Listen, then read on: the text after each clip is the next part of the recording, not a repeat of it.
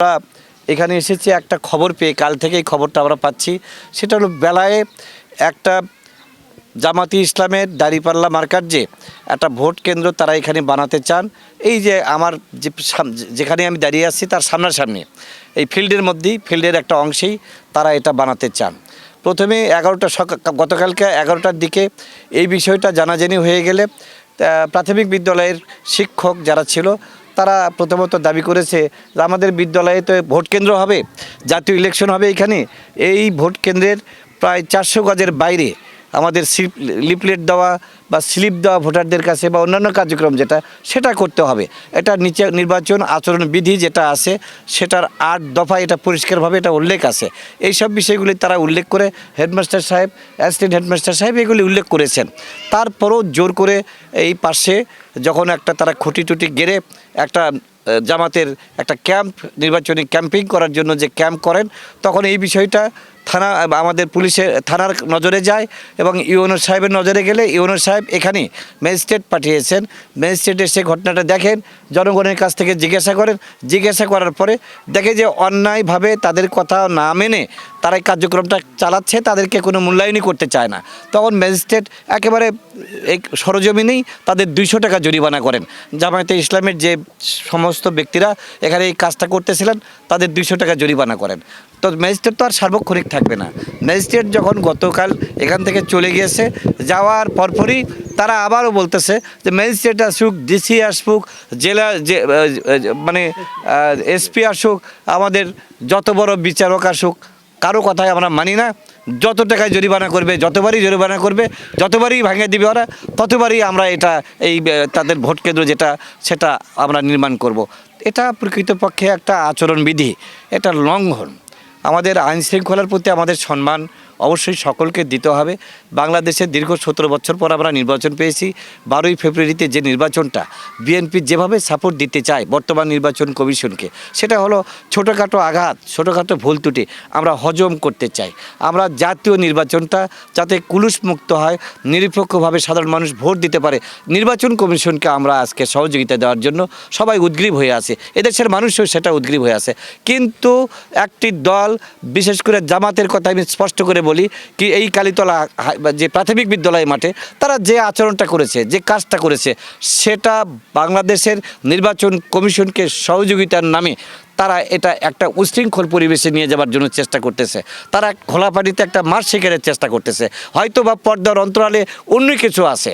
তাছাড়া একটা ছোট্ট নির্বাচনী কেন্দ্র যেটা স্কুলের মাঠের মধ্যে জায়গাটা হয়ে গেছে, সেখানে তারা করতে চান। এখানে ফলাফল কী হবে সে ব্যাপারে আমি বলতে চাই না। এখানে অন্যান্য কার্যক্রম কী হবে সে ব্যাপারে আমাদের বলার কোনো কথা নয়, কারণ আমরা একটা ইউনিয়নের মধ্যে বসবাস করি, গ্রামে বসবাস করি, আমাদের পরিবার পরিজন আত্মীয় স্বজন সবাই এখানে থাকে। যে যাকে মনে করবে, যে দলকে মনে করবে, সেই দলকেই ভোট দেবে। কিন্তু সরকারের যে আচরণবিধি, নিয়ম নীতি, সেগুলি তো আমাদের প্রতিপালন করতে হবে। এই জায়গাটায় তারা যে বারবার আঘাত হানবার জন্য চেষ্টা করতেছে, মূলত তারা যে এই জামাতে ইসলামী যাদের দ্বারা গাইডেড, সেটা হলো এনসিপি নামক একটি দল, যারা খুবই কম বয়সের ছেলেপেলে, যাদের মাথার মধ্যে যা আসতেছে সেই কাজটাই তারা করবার জন্য চেষ্টা করতেছে। এ দল নিষিদ্ধ, সে দল নিষিদ্ধ, অমুক অফিসে কাজ করতে পারবে না, তমুক অফিসে কাজ করতে পারবে না। ইতিপূর্বে আমরা দেখেছি স্কুল কলেজের যে টিচার, যারা অধ্যক্ষ হিসেবে বা হেডমাস্টার হিসেবে দায়িত্ব পালন করতেছিল, তাদেরকেও ঘাট ধরে স্কুলের মাটি থেকে বা ওই অফিস থেকে বের করে দিয়েছে। এই আচরণটাই এখন জামাতের মধ্যে অন্তর্নিহিত হয়ে গেছে। জামাত এত বড় একটা নির্জালা মিথ্যা কাহিনীর সৃষ্টি করেছে, যেখানে নাকি মারামারি হয়ে গেছে, এখানে নাকি খুন খারাপি মেলা কিছু হয়ে গেছে। এখানেই মূলত তর্ক বিতর্কের তো হতেই পারে, কারণ বিএনপির এখানে ধানের এলাকা, ধানের জনবহুল মানুষগুলি আছে, তারা এইটার সরকারের যখন অফিসাররা এখানে এসে প্রতিবাদ করেছে, কাজকর্ম করবার নিষেধ করেছে, তাদের সঙ্গে জনগণ তো থাকতেই পারে, সরকারকে সহযোগিতা দেওয়ার জন্যই তারা ছিল। প্রকৃত অর্থে সরকারকে সহযোগিতা দেওয়ার কারণে আজকে বিএনপিকে দোষারোপ করে, ধানের শীষকে দোষারোপ করে তারা বগুড়া জেলায় যে একটা সাংবাদিক সম্মেলন করেছে, যেটাতে দেখা যাবে সম্পূর্ণ ভুল তথ্য দিচ্ছে, মিথ্যা তথ্য দিচ্ছে, গুজব ছড়ানোর জন্য চেষ্টা করতেছে। এগুলির আমরা তীব্র নিন্দা জানাই। এইসব গুজব, অপপ্রচার এগুলি করে কোনো পার পাওয়া যাবে না।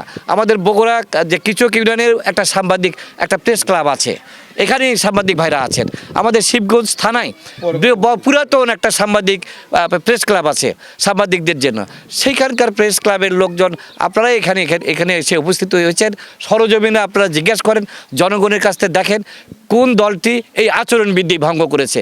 তারা মিথ্যাচার করে হাসপাতালে বা বিভিন্ন জায়গায় তাদের চিকিৎসার নাম করে বলতেছে, কিন্তু প্রকৃত অর্থে কেউই গুরুতর সেরকম কোনো আহতের শিকার হয়নি বা ওই ধরনের বড় ধরনের কোনো ঘটনা বা আচরণবিধি ভঙ্গ বিএনপি করেছে বা বিএনপির প্রার্থী করেছে, বিএনপির নেতাকর্মীদের করেছে এই ধরনের প্রমাণ তারা দিতে পারবে না।